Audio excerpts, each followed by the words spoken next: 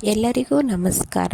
ನವರಾತ್ರಿ ಹಬ್ಬದ 7ನೇ ದಿನವನ್ನು ದುರ್ಗಾದೇವಿಯ ಭಯಾನಕ ರೂಪವಾದ ಕಾಳರಾತ್ರಿಯ ದೇವಿಯ ಆರಾಧನೆಗೆ ಮೀಸಲಿಡಲಾಗಿದೆ. ಹಾಗೂ ಈ ದಿನದಂದು ಸರಸ್ವತಿ ದೇವಿಯನ್ನು ಭೂಲೋಕಕ್ಕೆ ಆವಾಹನೆ ಮಾಡಲಾಗ್ತಾ ಇದೆ.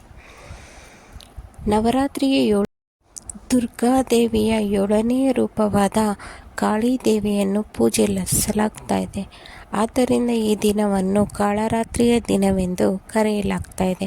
ಹಾಗೂ ಇಂದು ನವರಾತ್ರಿಯ ಸಪ್ತಮಿಯ ತಿಥಿಯಾಗಿದೆ.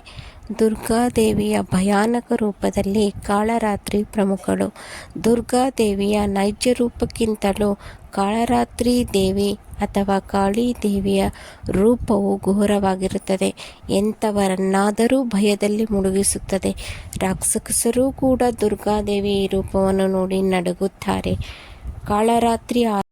ಕಾಳರಾತ್ರಿ ಆರಾಧನೆಯಿಂದ ಶತ್ರುಗಳ ವಿರುದ್ಧ, ನಕಾರಾತ್ಮಕತೆಯ ವಿರುದ್ಧ ಜಯವನ್ನು ಸಾಧಿಸಬಹುದು. ನಮೋ ನಮಃ ನಮೋ ನಮಃ ಕಾಳರಾತ್ರಿ ನಮೋ ನಮಃ ತಾಯೇ ನಿನ್ನ ಪಾದಕ್ಕೆ ನನ್ನ ಶಿರಸಾಷ್ಟಾಂಗ ನಮೋ ನಮಃ.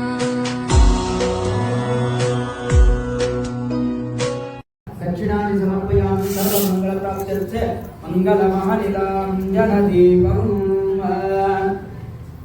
ಸುಖಕರತಾ